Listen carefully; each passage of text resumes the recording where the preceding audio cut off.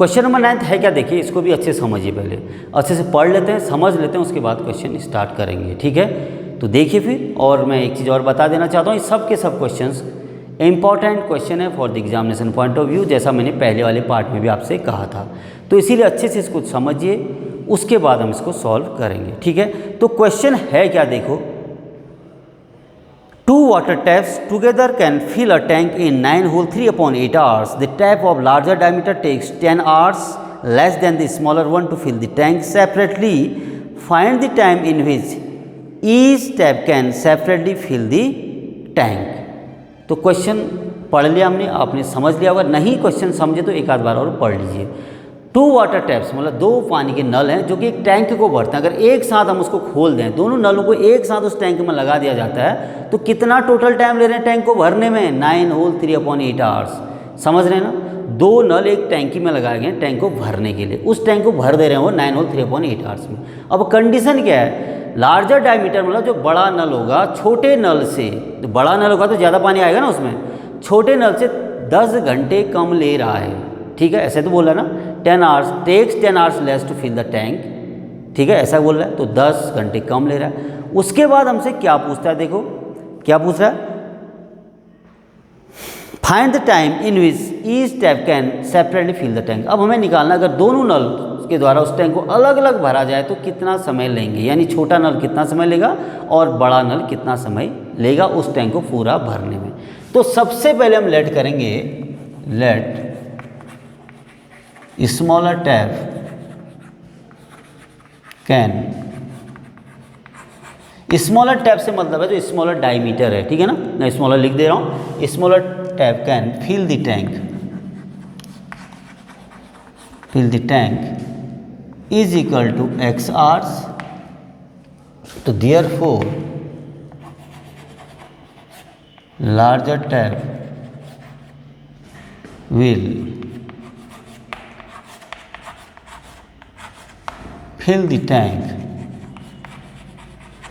तो larger tap उस tank को कितने समय में भरेगा, क्या कहा था, 10 आवर्स कम ले रहा है, तो कितना हो जाएगा फिर, छोटे वाले से 10 घंटा कम ले रहा है, तो x माइनस 10 आवर्स। ठीक हो गया बेटे, इतना समझ में आया। Let smaller can fill the tank is equal to x hours.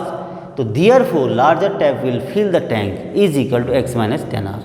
अब देखें जरा, जो लार्जर टैप है इतने में भर रहा है और स्मॉलर टैप इतने में भर रहा है। अगर मैं कहूँ तो 1 घंटे में स्मॉलर टैप उस टैंक का कितना पार्ट भरेगा, समझ रहे मेरी बात। Tank filled by smaller tap in 1 hour, तो 1 आवर में कितना भरेगा, फिर पूरा भर रहा है x में, तो 1 आवर में 1/x।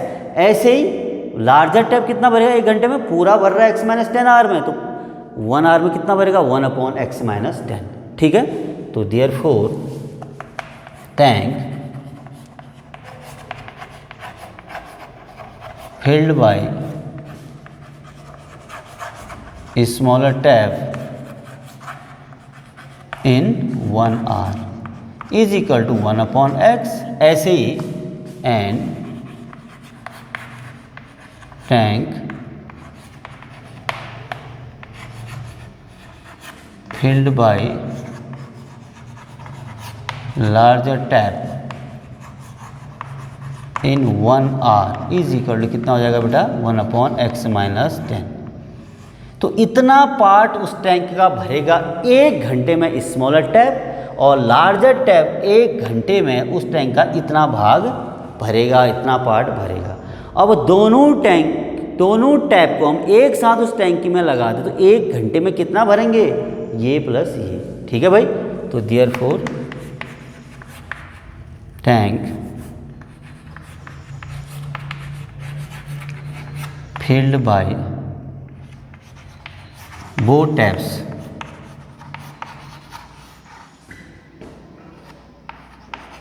in 1 hour is equal to क्या होगा बेटा, 1/x प्लस 1/x माइनस 10। तो देखो फिर बेटा, दोनों टैप अगर साथ में खुल रहे तो 1 घंटे में कितना भरेंगे, 1/x प्लस 1/x माइनस 10, क्योंकि छोटा टैप 1/x में भर रहा था, बड़ा टैप 1/x पार्ट भर रहा था, और छोटा टैप कितना भर रहा था, 1/x माइनस 10 पार्ट। तो दोनों मिलाकर कितना भर देंगे, उस टोटल टैंक का इतना पार्ट भर देंगे। नाउ अकॉर्डिंग टू क्वेश्चन होगा क्या, देखो 1/x प्लस 1/x प्लस -10। तो ये तो है आपका 1 घंटे में उस टैंक का भरा गया पार्ट है। अब जो टोटल कितने घंटे लग रहे थे, 9 होल 3/8 आवर्स लग रहे थे। तो 9 होल 3/8 आवर में पूरा भर रहा था। तो दोनों टैप पूरा भर दे रहे थे 9 होल 3/8 आवर। तो दोनों टैप 1 घंटे में कितना भरेंगे, इसका भी रेसिप्रोकल हो जाएगा 1/9 होल 3/8 आवर्स। समझे भाई, इसको जरा ध्यान देना। इम्प्लाई दैट, इसको हम एलसीएम ले लेते हैं, कितना हो जाएगा x इंटू एक्स माइनस 10, इसका एलसीएम होगा। तो यहाँ पर आ जाएगा x minus 10 plus x is equal to 75 यानी 75/8। तो इम्प्लाई दैट ये x प्लस एक्स कितना हो जाएगा 2x माइनस 10 अपॉन, इसको अंदर डालिए x² minus 10x is equal to ये हो जाएगा 8/75।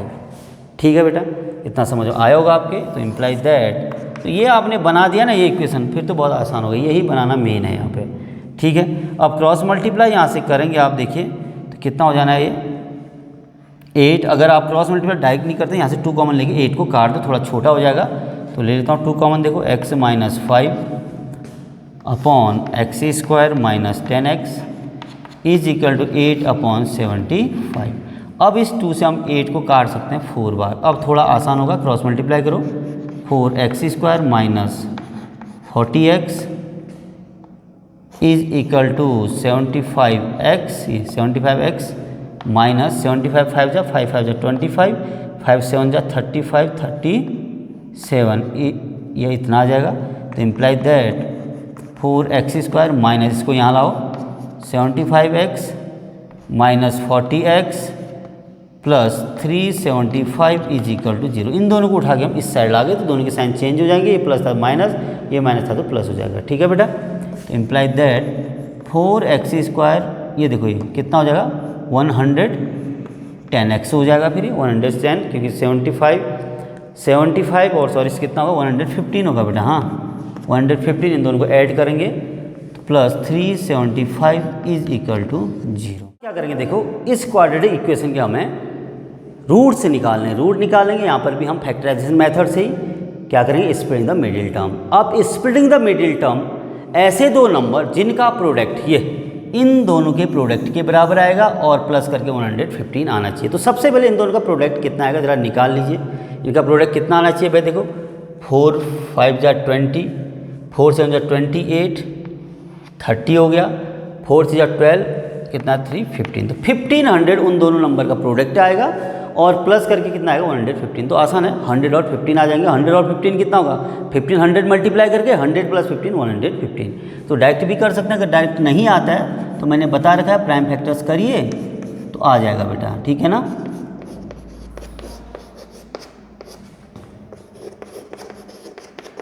ये हो गया। इम्प्लाइज दैट 4x, माइनस भी अंदर डालते हैं x को भी, ठीक है। तो आ जाएगा 4x² minus 100x minus 15x। देखो ये 100x minus 15x plus 375 is equal to 0। Implies that, अब इसमें देखो 4x कॉमन है तो क्या आ जाएगा x माइनस 25 आएगा, माइनस यहाँ भी आपका 15 कॉमन हो जाएगा तो ये भी x माइनस 25 आ जाएगा इज इक्वल टू 0। ठीक है भाई, अब दोनों में आप देख रहे होंगे क्या कॉमन है, x माइनस 25 कॉमन है तो इसमें क्या बचता है 4x minus 15 is equal to 0। तो ये आपके दो फैक्टर्स आ गए, ठीक है ना, इसकी सिंपलेस्ट फॉर्म आ गई इस क्वाड्रेटिक इक्वेशन की। ठीक, now if x minus 25 is equal to 0 तो imply that x is equal to कितना आएगा बेटा 25 आ जाएगा। ठीक है, एक तो ये पॉसिबल है। एंड दूसरा केस भी लेंगे, and if 4x minus 15 is equal to 0 तो imply that x is equal to कितना हो जाएगा 15/4 इज इक्वल टू, जरा देखो 15/4, 4 3 जा 12, कितना 30 आया, 4 7 जा 28, 4 5 जा 20। यानी 3.75 आया। बेटा 3.75 आ सकता है, ज़रा आप इस पर डिस्कस करेंगे। x इज इक्वल 25 है, तो x था क्या, तो स्मॉलर टैप था वो किसी टैंक को भरता था XR में, तो इसका मतलब स्मॉलर टैप कितने में भरेगा, 25 में भरेगा। ठीक है, एक तो ये भी पॉसिबल है। दूसरा x is equal to 3.75 time point में तो हो ही सकता है ना, तो ये भी पॉसिबल है। क्या आपका 3.75 आवर भी पॉसिबल है, लेकिन अगर स्मॉलर टैप 3.75 आवर्स में भरता है तो लार्जर टैप कितने में भर रहा है, फिर x माइनस 10 यानी 3.75 माइनस 10 करेंगे तो वैल्यू नेगेटिव में आ जाएगी, तो नेगेटिव में तो टाइम आ नहीं सकता है, तो इसीलिए ये पॉसिबल नहीं है। सिंस क्या कर देंगे, देखो 3.75 is less than 10, so it is not possible, so it is not possible. ठीक है भाई, ये समझ में आया आपके। अगर स्मॉलर टैप ही इतने में भरेगा तो लार्जर तो फिर -6.25 भरेगा। -6.25 आर होता है क्या, नहीं होता है, इसलिए पॉसिबल नहीं है। तो देयरफॉर अब हम यहाँ पर लिख देंगे, तो स्मॉलर टैप कितने भरेगा, फिर hence smaller tap will fill the tank in 25 hours and larger tap will fill the tank in 25 minus 10 15 hours. Hence smaller tap fill the tank in 25 hours and larger tap fill the tank in, देखो भाई 25 minus 10 कितना हो जाएगा, 15 hours. तो ये आपके answer हुए। तो स्मॉलर टैप कितने में भर रहा है, 25 आवर्स में भर रहा है, और लार्जर टैप कितने में भर रहा है, 15 आवर्स में। तो आशा करता हूँ ये क्वेश्चन भी आपके समझ में आया होगा। इसके बाद करेंगे हम next question, question number 10th। तो क्वेश्चन नंबर 10th क्या, देखिए सबसे पहले समझेंगे क्वेश्चन है क्या। An express train takes 1 hour less than a passenger train to travel 132 kilometre between Mysore to Bangalore without taking into consideration the time they stop at intermediate stations. If the average speed of the express train is 11 km per hour more than the passenger train, find the average speed of the two trains. तो यहाँ पर हमें क्या दिया, देखिए एक express train है, एक पैसेंजर ट्रेन है, जो कि डिस्टेंस ट्रैवल कर रहे हैं 132 kilometre between Mysore to Bangalore. ठीक है, अब जो एक्सप्रेस ट्रेन है उसकी स्पीड क्या होगी और पैसेंजर ट्रेन की स्पीड क्या होगी, वो हमें निकालना है। और दिया क्या है, देखो कहता क्या है, जो एक्सप्रेस ट्रेन है वो पैसेंजर ट्रेन से 1 घंटा कम ले रही है उस डिस्टेंस को ट्रैवल करने में। किस डिस्टेंस को, 132 किलोमीटर। ठीक है, एकदम इसका यूज़ करेंगे। दूसरा वो क्या कहता है, जो एक्सप्रेस ट्रेन की एवरेज स्पीड है वो 11 किलोमीटर पर आवर अधिक है पैसेंजर ट्रेन से। ठीक, तो हमें किसकी स्पीड को लेट करना चाहिए, सबसे पहले पैसेंजर ट्रेन की स्पीड को लेट करना चाहिए। ठीक है ना, तो देखो फिर let speed of passenger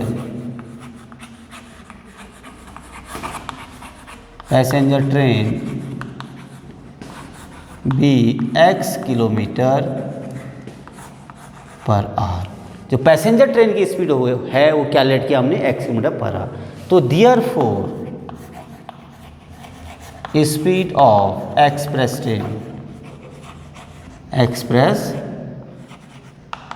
train is equal to कितना होगा बेटा, 11x + 11 किलोमीटर पर आवर, क्योंकि कहा है उसने कि जो एक्सप्रेस ट्रेन की स्पीड है पैसेंजर ट्रेन से 11 किलोमीटर पर आवर अधिक है। ठीक है बेटा, तो देयरफॉर अब हम दोनों का टाइम निकाल लेंगे। Therefore time taken by passenger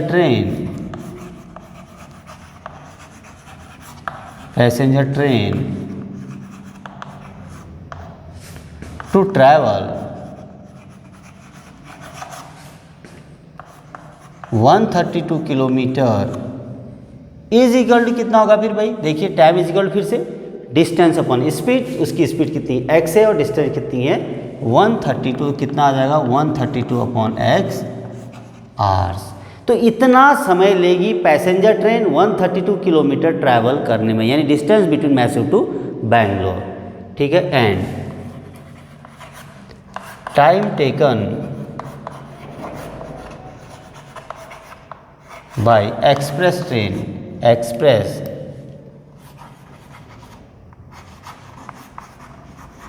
train to travel the same distance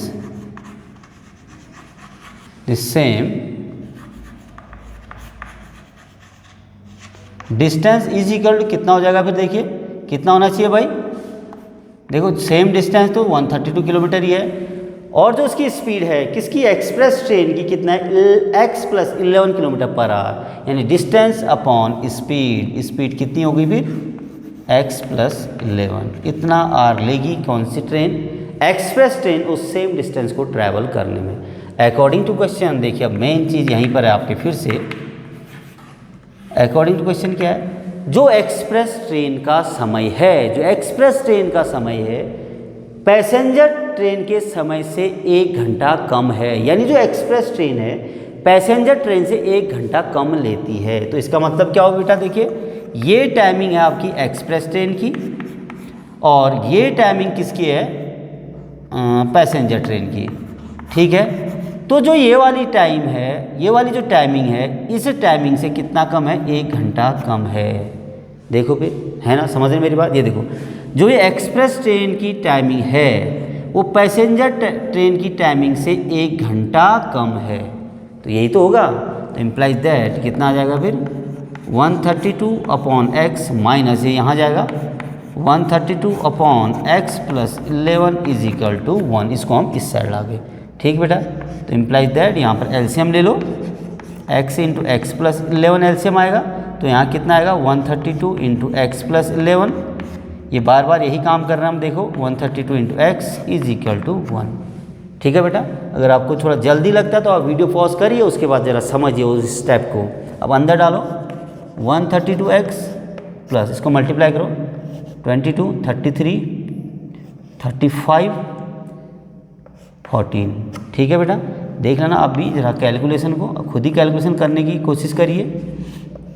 upon इस x को भी अंदर डालेंगे तो कितना हो जाएगा, x² + 11x = 1, ठीक है।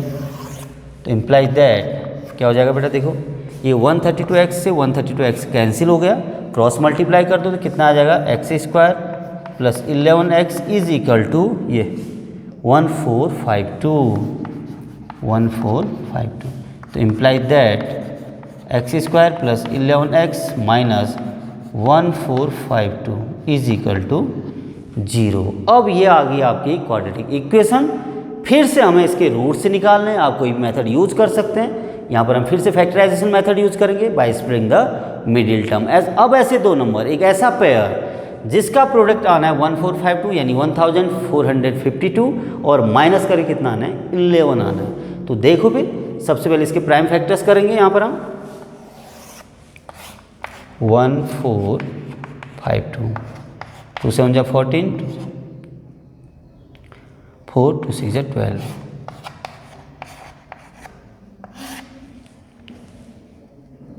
ठीक।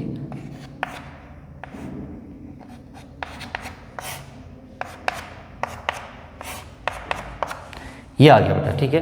अब देखो एक ऐसा पेयर बनाओ जिसको माइनस करके 11 आए, ठीक है बेटा। तो देखें फिर जरा क्या क्या हो सकते हैं। 11 × 11 बन जाए 11, ठीक है। 11 × 3 = 33 ये हो गया, और 11 × 2 = 22, 22 × 2 = 44। तो यहाँ से भी आपका देखो 33 और 44, देखो 11 × 3 = 33, जरा ध्यान से देखना, 11 × 3 = 33, ये इन दोनों को किया बेटा मैंने, हाँ 11 × 3 = 33, 11 × 2 = 22, 22 × 2 = 44। तो 44 माइनस करो जरा कितना आएगा, 11। तो 44 और 33, तो इस टाइप से इसको करना है। क्या आ गया फिर, x² + 44 - 33 × x - 1452 = 0। तो implies that x² + 44x - 33x - 1452 = 0। तो इम्प्लाइज दैट, अब देखो इसमें क्या कॉमन दिख रहा है आपको, x कॉमन है, क्या आ जाएगा, x + 44 आएगा बेटा, माइनस 33 यहाँ कॉमन है, तो ये भी कितना आएगा, x + 44 ही आएगा, क्योंकि 33 इंटू 44, ये 33 इंटू 44, 1452। ये चेक करने की ज़रूरत है नहीं आपको, ठीक है। तो इम्प्लाई दैट x प्लस 44, ये चीज़ें भी आपको सीखनी है भाई, ध्यान देना। x minus 33 is equal to 0। अब देखो दोनों केस लेंगे हम यहाँ पर। If x plus 44 is equal to 0, if x plus 44 is equal to 0, then x is equal to क्या होगा बेटा, माइनस 44। देखो x क्या है, स्पीड ऑफ द ट्रेन है, तो ये माइनस नहीं हो सकती, इसलिए नॉट पॉसिबल, ये नॉट पॉसिबल हो जाएगा। एंड इफ ये देखो x minus 33 is equal to 0, तो imply that x is equal to 33, तो ये तो आपका पॉसिबल है। तो therefore speed of passenger train is 33 kilometre per hour and speed of express train is 33 plus 11 that is 44 kilometre per hour. तो यहाँ पर मेंशन कर दो, therefore speed of passenger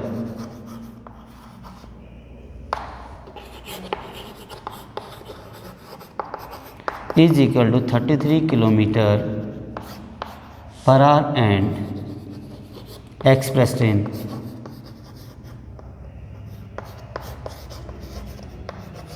is equal to, देखो बेटा 33 प्लस 11 44 किलोमीटर पर आवर। तो ये आपके आंसर होंगे, ये तो आपसे पूछा था, ठीक है।